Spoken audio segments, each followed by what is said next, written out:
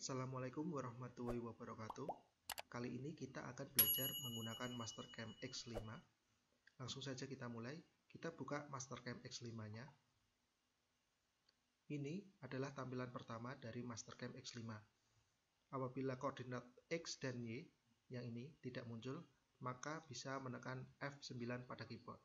Kemudian untuk benda kerja yang akan kita buat adalah seperti ini. Berbentuk persegi dengan panjang di setiap sisinya 100 mm, tinggi 30 mm, ada fillet, ada chamfer, dan kedalamannya 20 mm. Oke, kita langsung membuatnya dengan Mastercam. Langkah pertama adalah kita buat persegi dengan panjang di setiap sisinya 100 mm.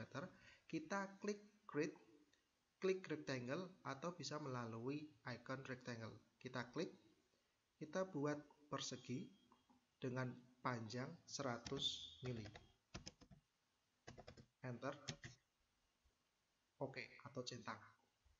Kemudian kita klik Fit.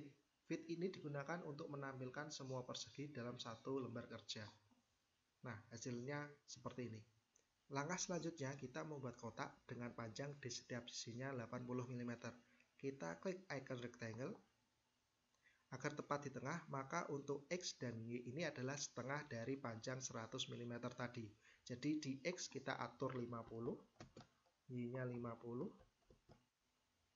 Kemudian kita buat kotak dengan panjang 80 mm. Kemudian kita klik Anchor to Center ini biar tepat di tengah. Setelah itu kita klik centang atau OK. Hasilnya seperti ini.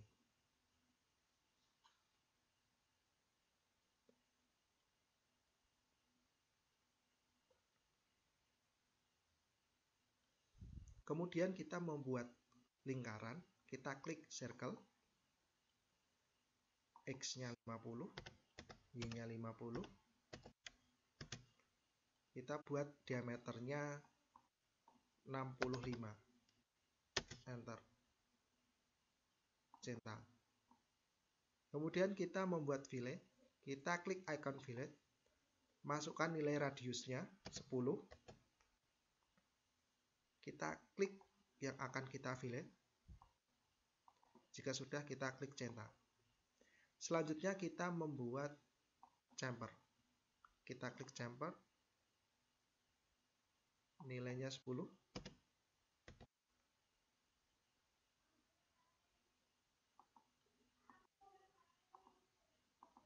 Centang. Langkah selanjutnya adalah proses pemesinan. Kita klik mesin tipe, kita pilih Mill Default. Maka pada Operation Manager akan muncul mesin grup 1. Kita klik tanda plus, ada Files, ada Tool Setting, ada Stock Setup, kemudian ada Safety Zone. Kita klik Stock Setup. Ini digunakan untuk mengatur material awal benda kerja yang nanti akan kita kerjakan. Nah, di Stock Origin kita atur menjadi 50. Z-nya kosong. Kemudian di Y ini adalah panjang benda kerja tadi.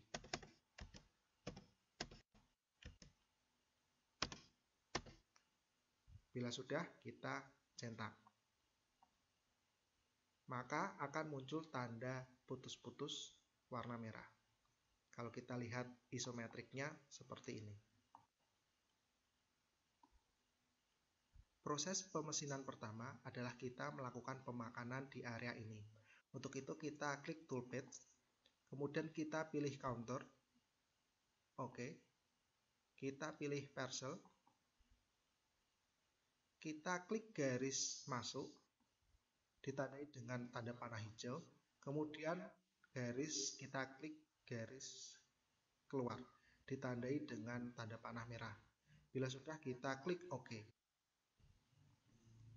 Maka akan muncul kotak dialog 2D Toolpath. Kita klik Tool, kita klik Select Library Tool untuk memilih toolnya.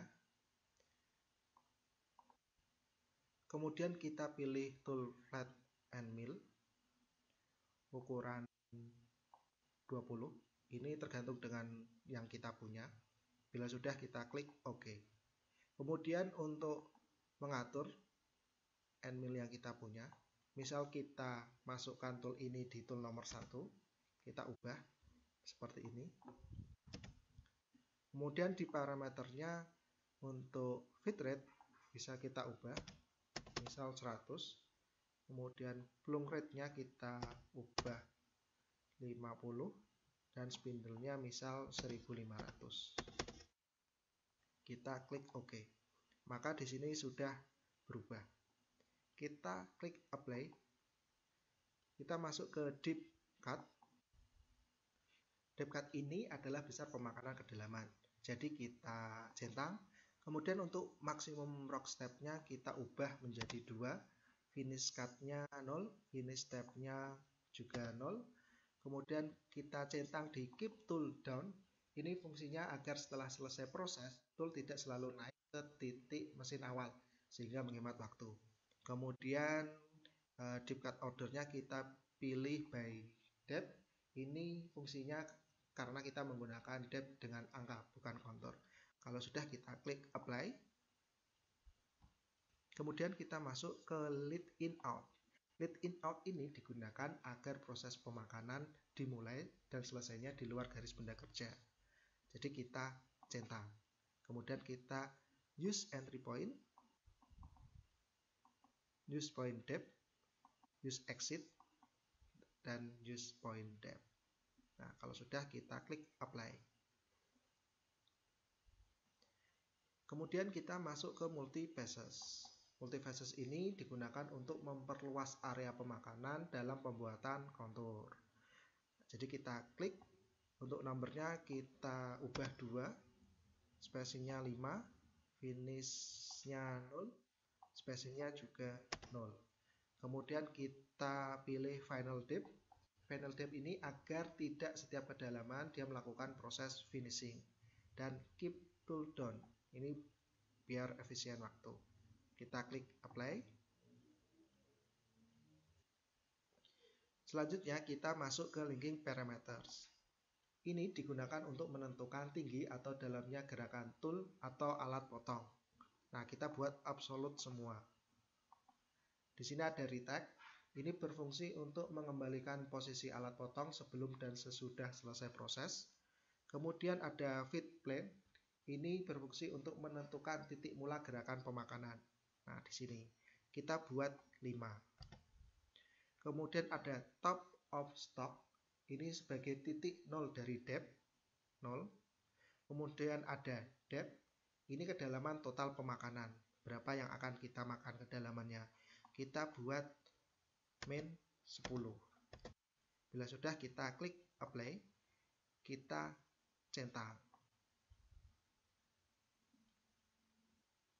Hasilnya seperti ini. Ini tampilan isometrik. Kemudian untuk mensimulasikan, kita klik backplot selector operation. Kita klik. Nah, kita tampilkan atau display, bisa display holder, kemudian toolnya bisa kita tampilkan. Nah, kita buat 2, kita klik. Kita klik icon verify operation. Kita simulasikan. Kalau kita perhatikan, depth cut yang kita atur tadi untuk maksimum rock step-nya 2 mili ke bawah. Kemudian multi passage-nya kita buat 2, ya, 2 kali. 1, 2. Ini 1, 2. Ke bawahnya 2 mili. Kemudian ini juga bisa dipercepat atau diperlambat. Nah,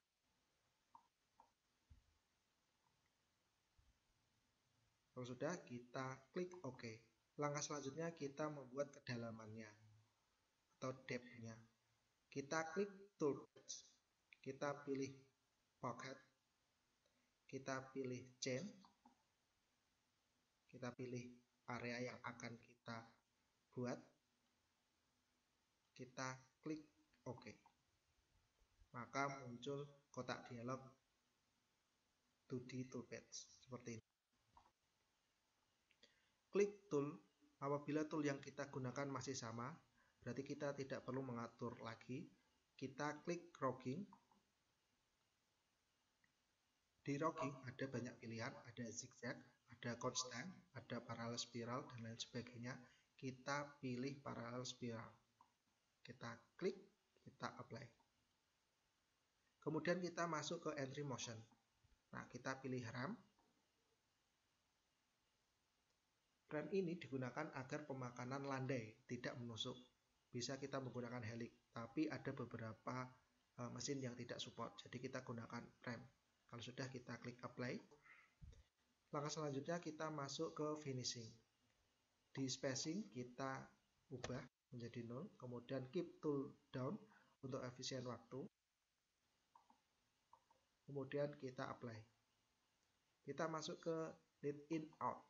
Nah, ini kita bisa masukkan. Bila kita masukkan, ini kita centang. Kita apply. Kita centang depth cut. Maximum rock step-nya kita ubah 2. Finish step-nya kita ubah 0. Keep tool down. Pipe depth. Kita klik apply. Selanjutnya kita klik linking parameters. Pengaturannya sama, kita buat absolute semua. Fit plane-nya 5. Depth-nya kita ubah min 20. Apply.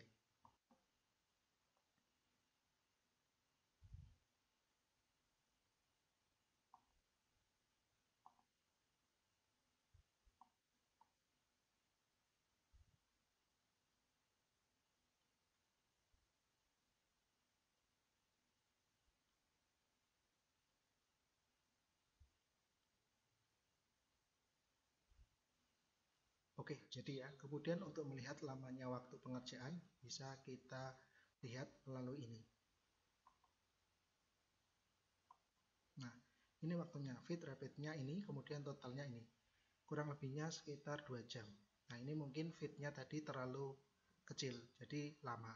Nanti bisa kita ubah untuk fitnya lebih besar, sehingga waktu atau total pengerjaannya semakin cepat. Dan untuk melihat G-code-nya, kita bisa membuatnya melalui post selection operation G1 ini. Kita klik, kemudian kita centang, kemudian kita masukkan file name-nya, misal latihan 01. Kita klik OK. Maka muncul G-code-nya seperti ini, dan ini nanti bisa kita masukkan ke mesin CNC. Baik, itu saja untuk latihan kali ini. Terima kasih. Wassalamualaikum warahmatullahi wabarakatuh.